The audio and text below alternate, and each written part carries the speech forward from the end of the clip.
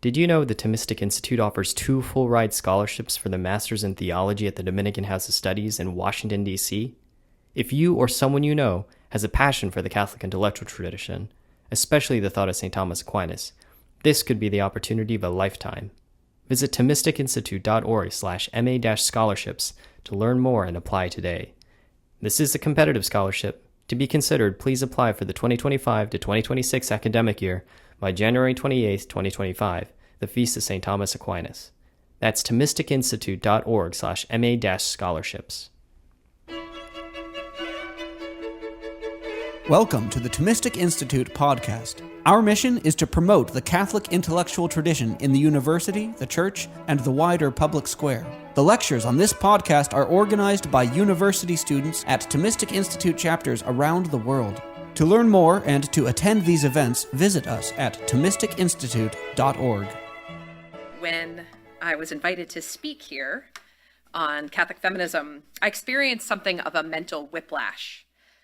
I have been studying and thinking and writing and speaking on this theme in one way or another for more than 20 years. But the context in the world, but also in the church too, has shifted markedly over these 2 decades. So before getting into the meat of my talk, I want to share a bit of my own story, the inspiration for my work in this area, some signs of hope, and some strange new currents. So as one who was baptized Catholic as an infant, but then remained virtually uncatechized in a family rent by 3 divorces, I experienced a profound reversion while a student at the very liberal New England or Vermont school, Middlebury College. So I was a progressive pro-choice feminist early in college, and I volunteered for my then Congressman, Bernie Sanders. I took several women's studies courses and helped lead my college's Women's Center, all while attending AA meetings, which I'd entered as a 17-year-old, and eventually ended up studying political philosophy. So by the time I graduated, I had prayed, wept, and read myself back into the church, and it's obviously very long story, its own talk. So the sexual revolution of the 1970s, which had propelled the massive uptick in divorces of my own parents' generation and really informed the backdrop of my own reckless teenage behavior too, had left its deep wounds, as did the suicides of 2 close male friends, one when I was in high school and another when I was in college. The sacramental graces I received upon coming back into the church were, and really still are, transformative healing balms for which I remain deeply, deeply grateful each and every day. Pope St. John Paul II's theology of the body and his beautiful teachings on the dignity and vocation of women were first introduced to me as a graduate student in theology. They had been developed in the prior decade or 2 before my own conversion, and by that time were the subject of intense interest and study and scrutiny. John Paul II's thought was a true revelation to me. I had blithely assumed early on in college, as most feminists do, that Catholicism was virulently anti-Catholic. Now, by this time, when I was studying him, my heart had started to soften, and I was eager to learn. But in reading JP2, I found my feminist concerns better answered by the Catholic Pope than anything I had read in my women's studies classes. And so over these last 20 years, I have felt called to carry out, to the best of my limited abilities, kind of marching orders from that saintly and learned Pope. As he wrote in 1995 in his encyclical Evangelium Vitae on human life, quote, "In transforming culture so that it supports life, women occupy a place in thought and action which is unique and decisive. It depends on them to promote a new feminism, which rejects the temptation of imitating models of male domination in order to acknowledge and affirm the true genius of women in every aspect of the life of society, and to overcome all discrimination, violence, and exploitation," end quote. So you can say that I'm a JP2 new feminist through and through. And in that, I don't think I've changed much at all, even as my faith and love of Christ and his church has deepened over this time. But the times have changed, and so have parts of the American church. So my first two books, The Cost of Choice, Women Evaluate the Impact of Abortion in 2004, and Women's Sex in the Church, A Case for Catholic Teaching in 2010, were collections of essays I edited in my free time when I was a young mother at home with 2 and then 5 children, respectively. In those volumes, my female co-authors and I sought to persuade, to offer sweet, pro-woman reasons for defending the sanctity of human life in the first, and then in the second, Catholic teachings on sex and marriage. In those early books, and then later, as my children grew older in my own legal scholarship, I sought to marshal arguments and evidence for how the abortion-backed contraceptive revolution, the sexual revolution, had failed women, and especially poor women. I sought to show the ways in which modern feminism's privileging of abortion rights as a means toward equality and freedom and even women's health did indeed imitate models of male domination in its quest for individual autonomy at all costs. Indeed, by the time I had come back to the church in college, I had already changed my own mind about abortion, but not because I had stopped being a feminist. Rather, I had quietly begun to change my mind because I was a feminist. If abortion was required for women to be free to act in the world as equals of men, as so much pro-abortion rights argument maintains, as we're hearing so much of today, wouldn't that mean that being female, with our body's capacity for childbearing, the definitional difference from being male, wouldn't that mean that being female made women inherently unequal? But isn't that what scores of kind of misogynist writers throughout history had always said about women?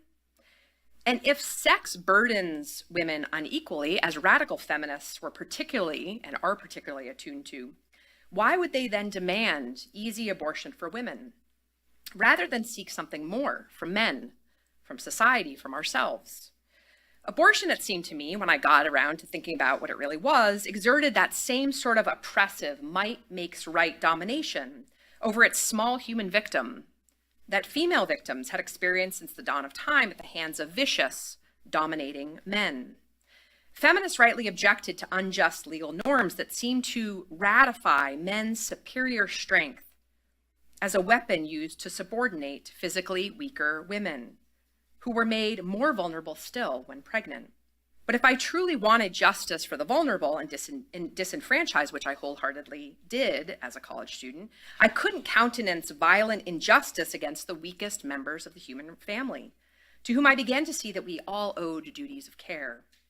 Further, I came to discover from my own recovery in AA a truth of the great natural law tradition, and it was this: acts of injustice harm the unjust actor as much as the victim, even when injustice put her in a terrible position in the first place. Abortion wasn't only harming women's mental and physical health, it was burdening their very souls. But what I would come to learn in time from organizations like Feminists for Life and my own study is that generations of feminists before modern feminism's hegemonic rule had believed those very same things. In our deeply divisive culture war politics today, the fault lines are often drawn around how one thinks about the intersecting feminist and sexual revolutions of the 1970s, revolutions that reshaped Western society in really fundamental ways, transforming how most of us live, love, and work today. Those in favor of this kind of package deal tend to line up on the left, and those opposed on the right. But what is assumed by both the left, increasingly we're told women, and right, increasingly men, is that the sexual revolution and feminism necessarily go hand in hand. In a striking example of the horseshoe theory, anti-feminists and their progressive feminist adversaries both assume that to embrace feminism is necessarily to embrace abortion rights and the sexual revolution too. But as John Paul II articulated, Catholic teaching illuminates, and early feminist history details, the truth is quite different than our modern politics seem to allow. Here was a Catholic pope at the end of the 20th century, denouncing, as Vatican II had as well, discrimination, violence, and exploitation of women, just as feminists always had, even as he beautifully defended Christianity's perennial teachings on sex and marriage. To him, the sex revolution and feminism, rightly understood, were not a package deal, but were rather in deep tension with one another. But it was only when I dug very deeply into the primary source material for my recent book, The Rights of Women, that I began to see that the 18th and 19th century women's rights advocates, those we now call early or first wave feminists, those I'd first heard about through Feminists for Life so long ago, were not just opposed to abortion because everyone else at that time was in the late 18th and mid 19th century. This kind of claim is what both pro-choice legal scholars, who I'm often in sort of dialogue with, and anti-feminists tend to assume. As I was working to understand this early movement's theory of rights, to ascertain just how it differed from modern abortion rights theory, which I'd by then spent a good deal of time writing about, I discovered just how revelatory the first wave's anti-abortion views were in explaining how they thought about their rights and much else. You see, these early feminists and our country's first female physicians, and they were all actually, the physicians were getting their medical licenses, and these early advocates were starting to make arguments in exactly sort of the antebellum period, so 1850s. They all condemned abortion, and I'm going to quote variously from some of them, as child murder, the highest crime in the calendar, the crying sin of the age, and a degradation of the medical profession. To them, and you don't hear, by the way, that Elizabeth Blackwell, the first female physician, was one of those quotes. We never hear about that, right? To them, every human being, whether man, woman, or child, was equally worthy of concern, care, and respect simply by virtue of being human. Indeed, the very same arguments they made for women's equal dignity assumed the equal moral status of the unborn human being too. All human beings are equal in worth, whatever their differences and vulnerabilities, or they aren't. And that, my friends, is a Christian argument. Because as it turns out, these early feminists were, with some exceptions, Bible-believing Christians. Not only that, but as we'll see, their rights claims for co-equal education, for property and contract rights, for what they called voluntary motherhood, or the right to engage voluntarily in that act that might make them a mother, that is, sex, were Christian claims too. That is, they saw rights as inextricably bound up with responsibilities, just as the Catholic natural law tradition does. The last one, voluntary motherhood, was synonymous with another word some used, chastity. Indeed, these women were seeking to elevate women just as Christianity had, denouncing the sexual double standard, a standard that made women solely responsible for sexual misadventures that pagan society gladly accepted in men. Indeed, Mary Wollstonecraft, in her influential 1792 treatise, A Vindication of the Rights of Woman, identifies the want of chastity in men as the single most consequential offense against women. Her own vision of sexual integrity for both sexes, with a view toward virtuous relationships of mutual trust and collaboration, poses an especially striking challenge to the package deal of modern feminism. That's the lost vision I articulate at great length in my book, The Rights of Women, Reclaiming a Lost Vision. Wollstonecraft writes, quote, "The little respect paid to chastity in the male world is, I am persuaded, the grand source of many of the physical and moral evils that torment mankind, as well as the vices and follies that degrade and destroy women." She goes on, "Chastity, modesty, public spirit, and all the noble train of virtues on which social virtue and happiness are built should be understood and cultivated by all mankind, that is, by both men and women. Or," she continues, "they will be cultivated to little effect." 50 years later, influential abolitionist and women's rights advocate Sarah Grimke defended the early American women's movement against slanderous accusations that it was one and the same with those who were promoting kind of free love, sort of a fringe movement at that time. In her 1850 essay, Marriage, she writes, quote, "The doctrine that human beings are to follow their attractions, which lies at the base of that miscalled free love system, is fraught with infinite danger. We are too low down to listen for one moment to its siren voice," she goes on. "Let me then exculpate the women's rights movement from the charge of tending directly and rapidly to the free love system and nullifying the very idea of marriage as anything more than a partnership of will." That was the charge they were making. On the contrary, our great desire, she writes, is to purify and exalt the marriage relation and destroy all licentiousness or lustfulness. In marriage, she says, is the origin of life.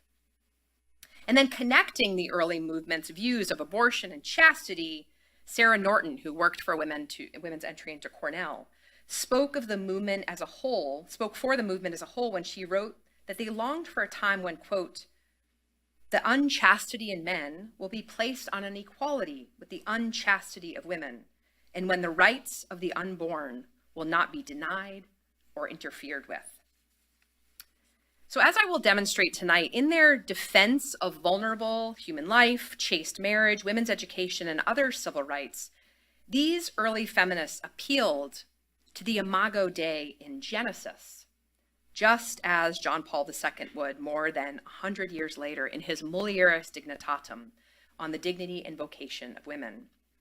So yes, what I'm saying is that feminism at its origins was Christian. Now, I'm not suggesting that the learned Pope read these remarkable female thinkers who I will share with you tonight. I only know for sure that he read fellow philosopher St. Teresa Benedicta of the Cross, or Edith Stein. But these early female thinkers, from as far back as Christine de Pizan in the early 15th century, Mary Estelle in the 17th, Wollstonecraft in the late 18th, Sarah Grimke, Lucretia Mott, and the antebellum women's movement in the mid-19th century, to Edith Stein in the early 20th. These female thinkers articulated strikingly similar arguments to one another and to JP2, even as their religious backgrounds and their politics differed. Will I go so far as to claim that early feminism was faithfully Catholic? With the exception of Pizan, no, I will not.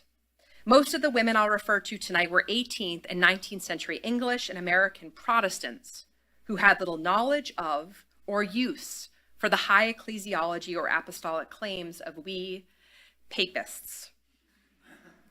But, and this is a crucial point, these women were responding to the very same cultural and economic shifts to which the church was responding at the same time, namely liberalism and industrial capitalism, as well as that perennial threat to women, which I've already mentioned, of course, the failure of men to live chastity and to carry out their responsibilities as fathers. And so even if these women weren't privileged to receive the graces of the sacraments as I do, as many of you do, these women read their Bibles and understood them and the God who inspired them to deeply inform their work. So then, John Paul II was not courting scandal when he called himself the first feminist pope to a room full of Catholic female scholars. Not because he changed perennial teachings. No, not at all. Popes can't do that. But because he took up the challenge posed by feminism, just as popes and councils in every era have courageously taken up the challenges that have captivated their own eras. And he tested feminism, separating the wheat from the chaff. And in doing so, he called what was true in feminist arguments true, and he called what was false, false. And he thereby deepened our understanding of perennial Christian teachings that from the moment they broke into a misogynist pagan cultures, edified women and children and ennobled sex and marriage. In sifting through feminist claims, he followed St. Augustine's wise counsel. Quote, "Let every good and true Christian understand that wherever truth may be found, it belongs to the master. And while he recognizes and acknowledges the truth, let him reject the figments of superstition. And so he began himself, John Paul II, began himself to envision, building upon Stein's own work, a new feminism. And he called upon women to promote in thought and action this important work. And boy, do we need it today. After all, modern and postmodern feminist ideology has reached its self-destroying zenith in the erasure of women, in gender ideology, and the putative right to intentionally end the life of one's developing unborn child. As I argue in The Rights of Women, by abandoning early feminism's defense of vulnerable unborn human beings, and by elevating the status-bearing goods of the market over the civilizationally essential goods of the home, modern feminism lionized market equality over early feminism's insistence on moral equality. And in doing so, it has recklessly undermined the true interests of women and the very purpose of rights. So to my mind, to effectively fight the cultural and legal disintegration wrought by this ideological feminism of the 20th century, we need a new feminism for the 21st, a movement that first advocates for women as women, and second, understands that rights are intrinsically linked with responsibilities, just as the original 19th century movement for women's rights did. If ever there was a time to build a kind of new women's movement, a phoenix rising from the ashes of modern feminism's internal combustion, that time is now. And John Paul II was prescient in this regard. So why then the whiplash I mentioned at the outset? Well, just as some prominent progressive feminists are finally coming to see the fallout of the sexual revolution and its particular harms to women and children, but men too.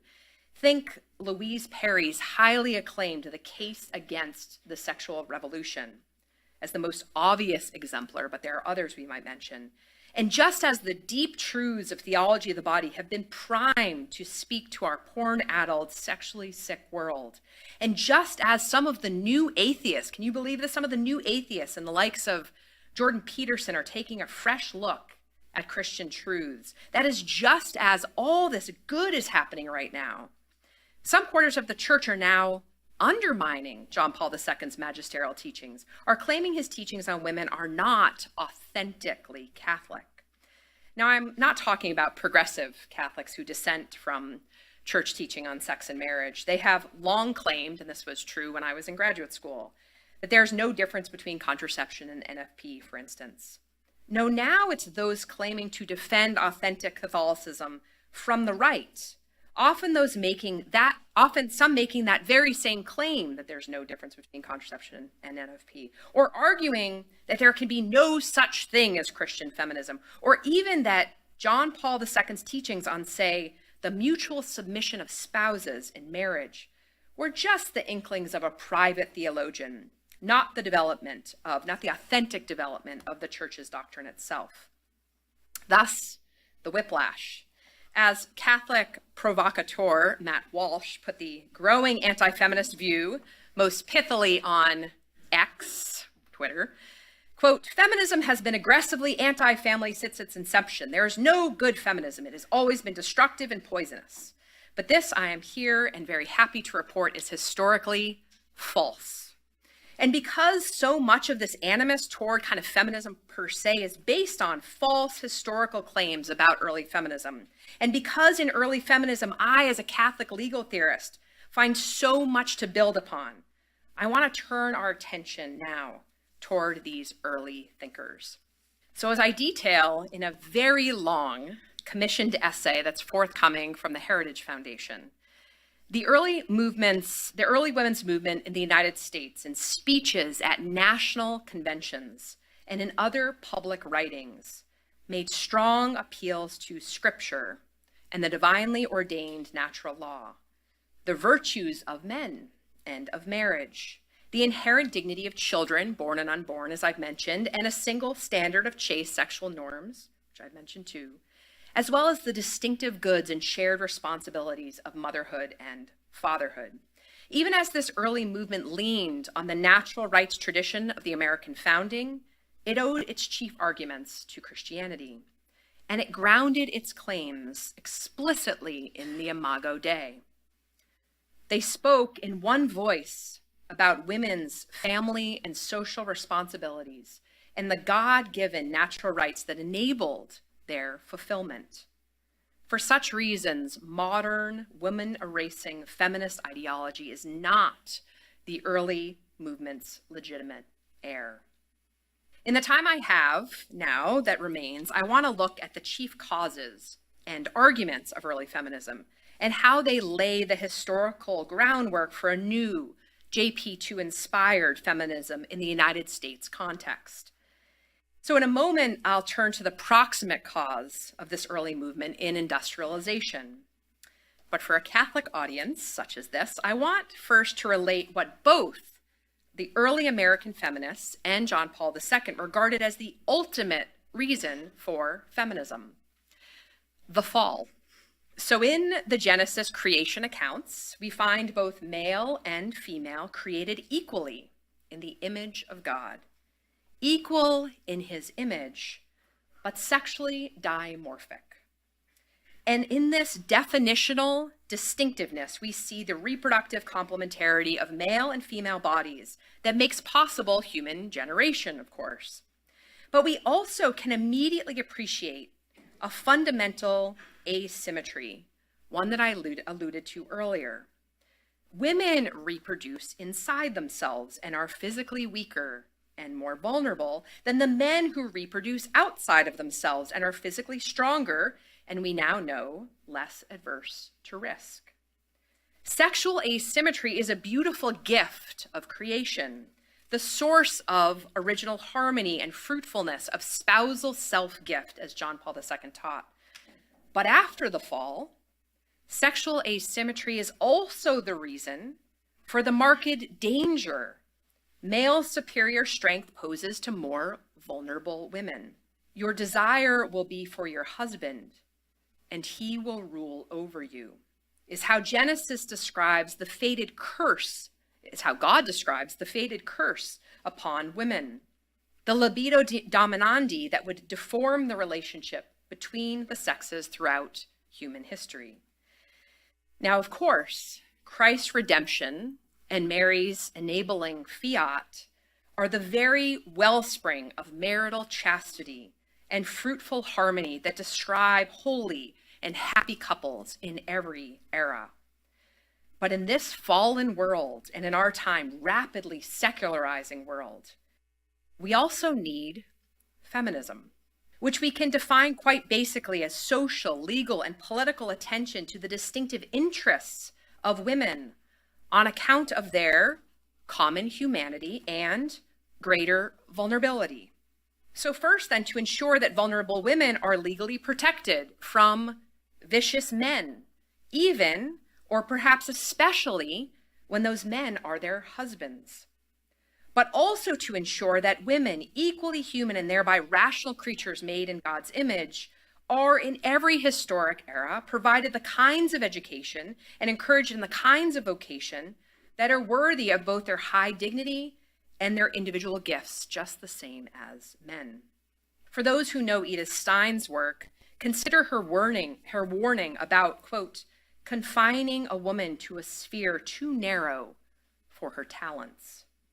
This is indeed very close to the argument that Sarah Grimke made. This is this noted abolitionist, a really important figure in the early women's rights movement, that she made in her Letters on the Equality of the Sexes in 1838, which was second only to Wollstonecraft's Rights of Women in its influence over the early women's movement in our country. But before getting any deeper into those texts where she exegetes from the original Hebrew Genesis, that's Grimke, I'm going to turn to that soon, but I want to consider why a movement on behalf of women arose when it did, because after all, devout Catholic Christine de Pizan made very similar arguments for women's equal status as rational creatures created in God's image in the early 15th century, as did High Church Anglican Mary Estelle in the late 17th. Indeed, in her beautiful book of the City of Ladies, which you should all read, Pazan points to the Imago Dei and Mary's Fiat too as the source of women's equal dignity against the centuries-long influence of Aristotle's account of the female as a deformed male, as well as other derogatory views of women. Quote, this is Pazan, "How can any mouth dare to slander the vessel which bears such a noble imprint?" She writes. Further, she articulates the shared call to cultivate all the virtues, all the human virtues we see throughout these early feminist texts, which is distinctive from Aristotle and Rousseau, as we'll see. Quote, "The man or woman in whom resides the greater virtue is the higher. Neither loftiness nor the lowliness of a person lies in the body according to sex, but in the perfection of conduct and virtues." But Pazan, as beautiful as that book is, did not influence a whole movement of women the way that Wollstonecraft and Grimke did. No, that would take the major economic and cultural shift of the Industrial Revolution and liberalism writ large. Indeed, as I have written about extensively, the 19th century women's movement rose in direct response to industrialization, as factories drew men and then poorer women out of family farms and shops to earn wages. As remunerative, paying work left the home, and with it, men too, wage-earning husbands became newly dependent upon industrial capitalists, making home-making women dependent upon the wages of their husbands in a way that they never had been before. After all, the existential interdependency and common interests of husband and wife as they labored together in the productive agrarian household for centuries of human history had begun to fray in this new economy. Even as much traditional household work began to be displaced by these same technological developments. Just think of the industrial loom. Consider that in 1810, 90% of textile production was done in households, often by women on their looms, with children playing underfoot. More still, under the then extant legal doctrine of coverture, a married woman lost the right she had as a femme sole or single woman to transfer property or execute contracts, and was expected through coverture by law to rely upon her husband's assumed beneficence. Already risky for the wife of a vicious husband, you can imagine, coverture was particularly ill-suited to the new economy.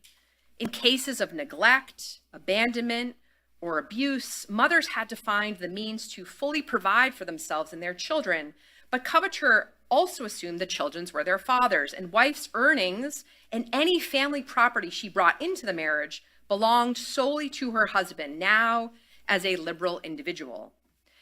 And because even single women lacked the educational, economic, and legal means to independently earn a living for themselves in the new economy, they were often thrust into marriages and the full dependency that coverture marriage entailed out of sheer economic need.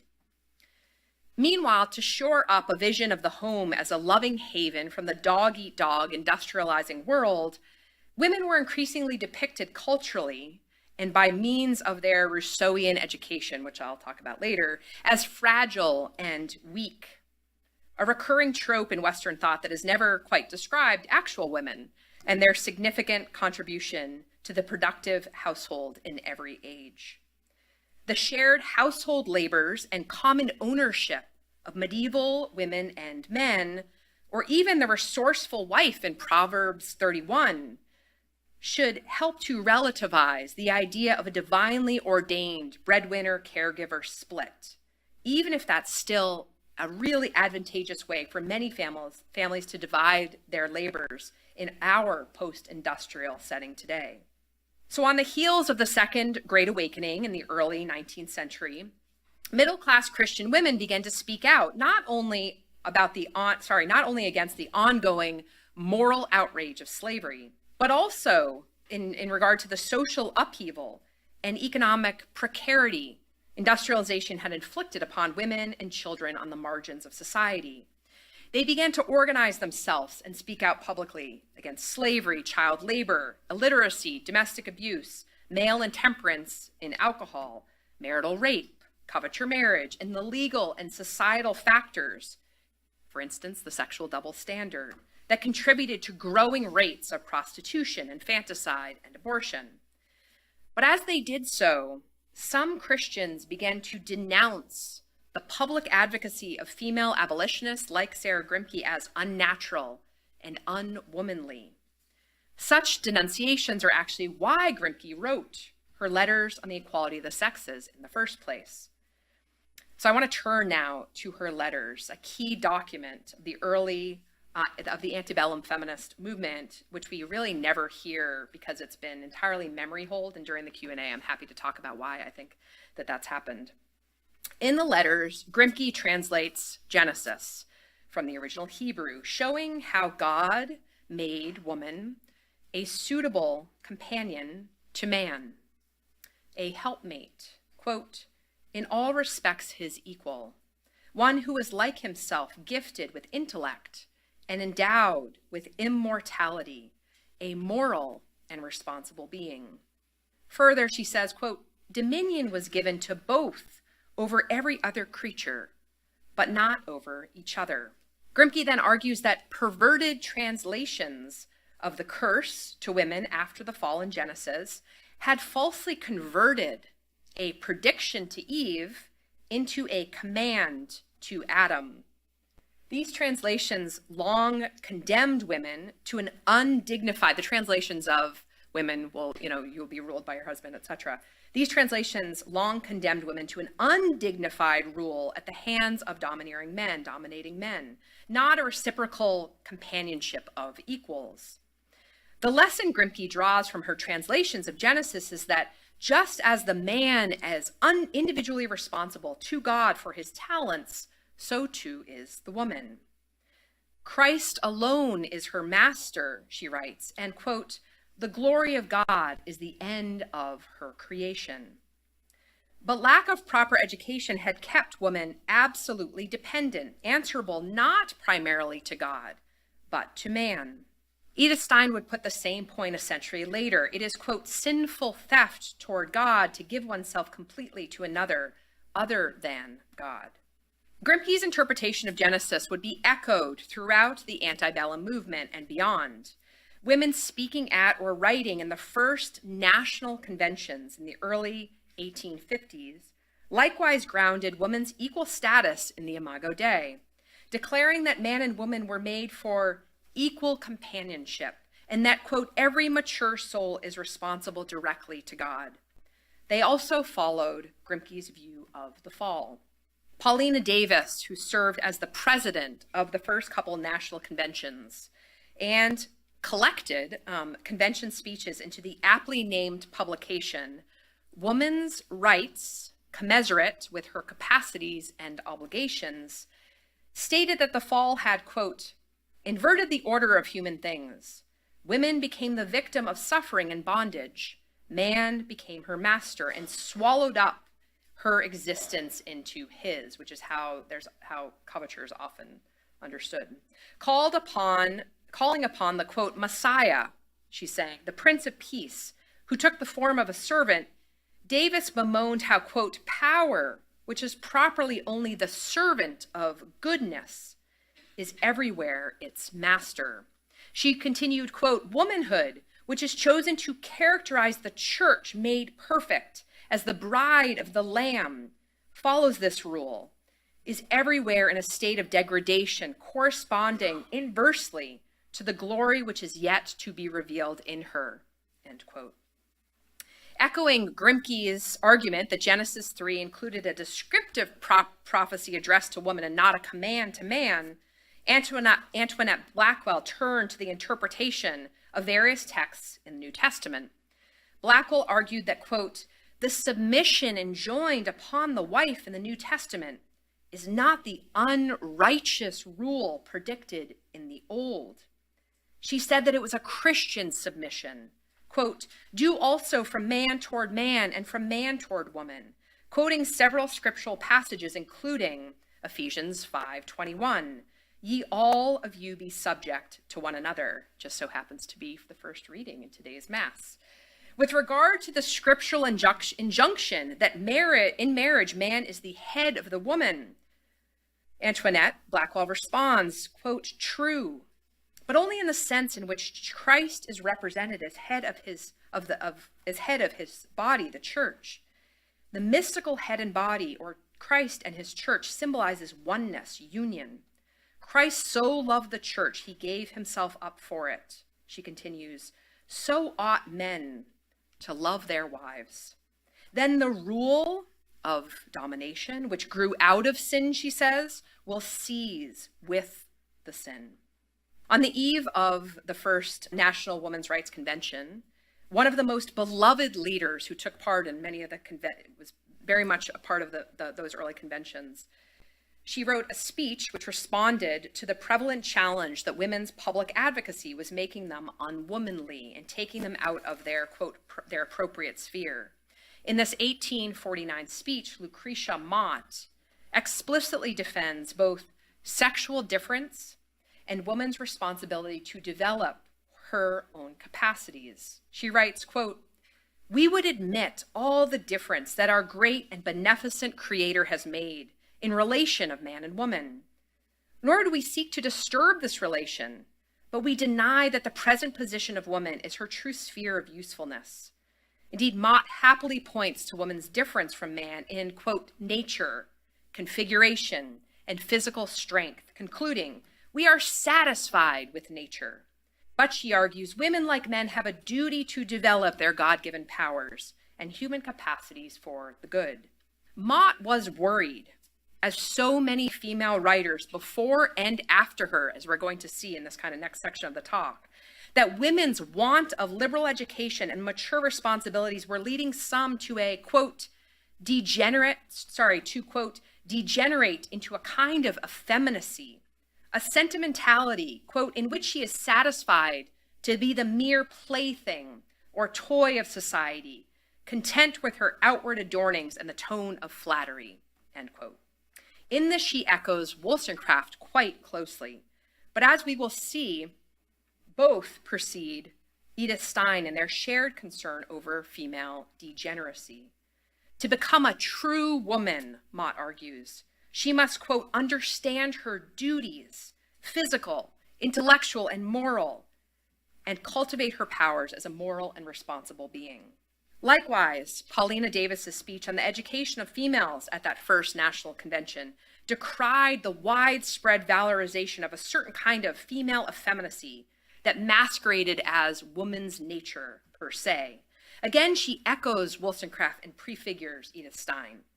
Cultivated, Davis argues, for the delights of her affectional nature, the heart is disproportionately developed, and she is made a creature of pure feeling and passionate impulse. She continues, intellectual culture of any kind that might abate or stead or balance feeling is held unwomanly, and the sex is enslaved by the disproportionate activity of its own distinguishing traits. The overstrength of her heart, Davis concludes, is exaggerated by the weakness of her head. Listen now to Stein in her essays on woman. Quote, the one-sidedness to which by nature the woman inclines is particularly dangerous. Unilateral emotional development, she goes on, where discipline of mind and will are lacking, emotional life becomes a compulsion without secure direction, end quote. This is why Stein, like Pazan, Estelle, Wollstonecraft, Grimke, and all these early feminists argued that because women were human, they must cultivate all of the virtues, not just those traditionally considered feminine.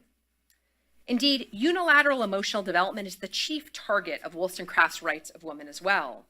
It is why she argues early on in the text that, quote, the mother who wishes to give true dignity of character to her daughter must proceed on a plan diametrically opposed to that which Rousseau has recommended. Rousseau's educational plan for women laid out in his Emile had, with other similar educational treatises at that time, defined women's education for the sake not of women's own development, but for the sake of men.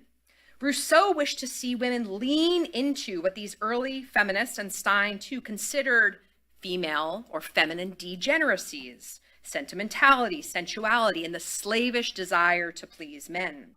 Rousseau seemed to think that men will only serve the family as good providers and defenders, as he believed they should be, if they perceive women to be comparatively weak and entirely dependent upon them. Men must idolize women, Rousseau thought, as a kind of foreign, mysterious species, so that then men will consecrate themselves to the family and the state's protection. I wonder if this sounds familiar to anyone. Throughout the text, Wollstonecraft points to the many risks to women who forego their own moral and intellectual development. First, a woman who is trained up from her youth to focus on her beauty and gentility to win the best husband are vulnerable to being abandoned for a younger woman as her beauty wanes, or being left a widow with no substantial moral, and you can imagine, economic resources to depend upon because she was so focused on becoming pleasing. Or taught to reign by her beauty and charm, she may also be tempted by the attention she receives from other men who aren't her husband. The Rousseauian path that leads, according to Wollstonecraft, leads women to become either the abject slaves of men or capacious tyrants over them, incapable of being what she and really the early feminists, all of them, hoped for them. Quote, this is Wollstonecraft, more observant daughters, more affectionate sisters, more faithful wives, and more reasonable mothers. But it is only in placing oneself in right relationship with God, Wollstonecraft thought, and understanding kind of their own part in the whole, will women, Wollstonecraft believed, live according to their own high dignity and come to understand how important their work was as daughters, sisters, friends, wives, and mothers. They will be strong, faithful, and benevolent women, fixated not on appearances and consumed with how to please, but rather preparing themselves and their children for eternity. We can say that Wollstonecraft wants women to resist what Stein calls the specific degeneracy of woman, which Stein and Mott and Davis too, as we heard, similarly describe as servile dependence on men or caring inordinately about what others think, leading to what Stein calls a predominantly sensual, animal existence. Your desire will be for your husband, and he will rule over you. This feminine degeneracy or servile dependence is not good for women and their capacity to virtuously carry out their duties. But even before that, this degeneracy is also particularly dangerous to women in light of what Stein and the early women's advocates too regard as the specific degeneracy of man. This is Stein saying brutal despotism over other creatures, especially women.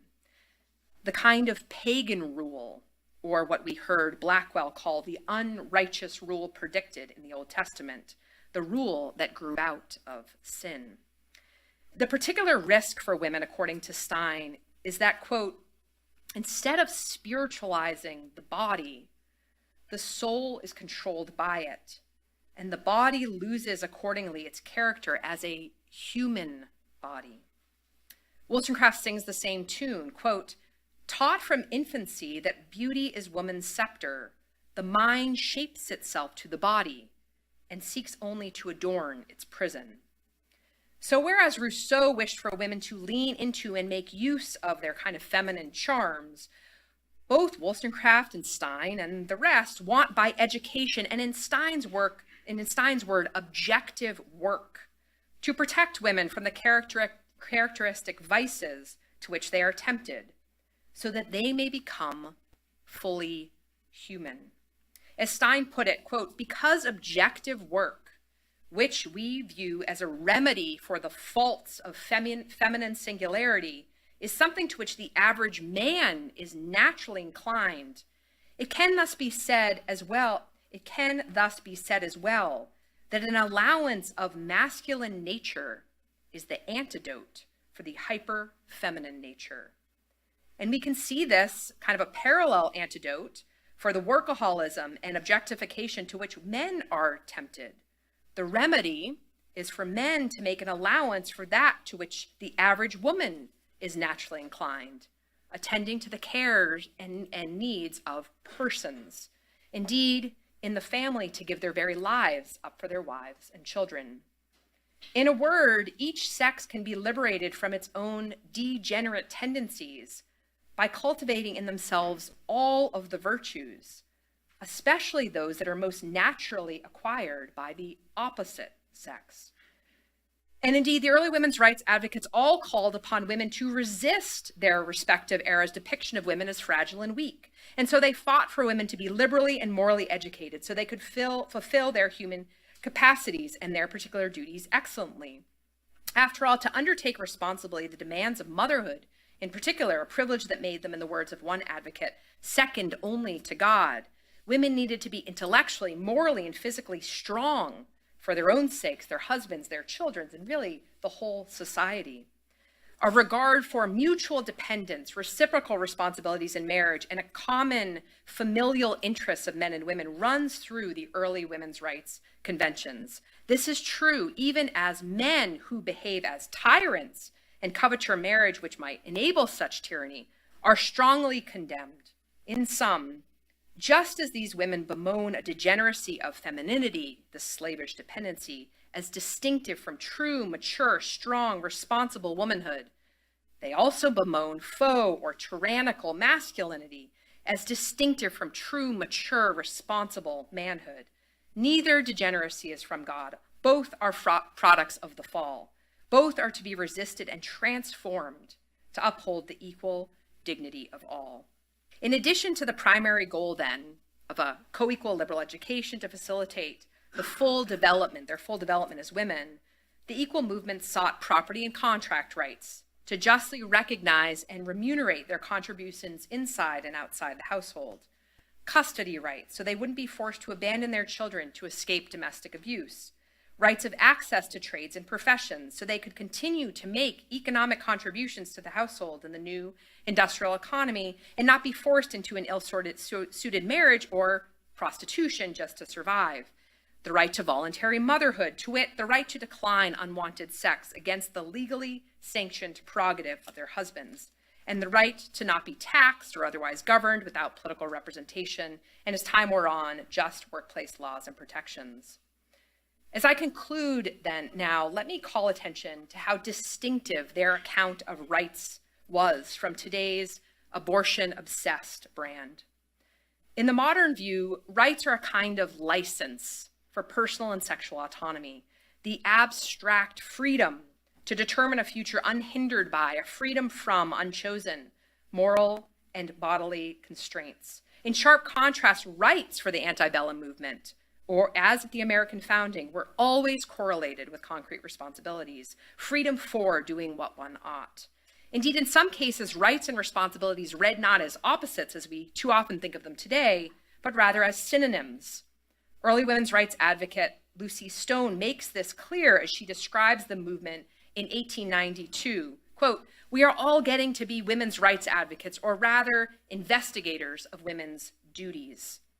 As the antebellum movement generally appreciated, explicitly building upon Mary Wollstonecraft's 1792 treatise, freedom from arbitrary rule is freedom for excellence. And in particular, the excellence of carrying out one's concrete duties to God, family, and community virtuously. Theirs was a natural law account of women's rights. But this account of rights is no longer known to us. Born of a Hobbesian and really early modern rejection of the Christian understanding of nature, sin and grace, vice and virtue, and so also a distorted view of rule, obedience, and submission, law is no longer understood as Thomas Aquinas taught. command of reason, promulgated for the common good by he who has care of the community. Now law and rule is power all the way down.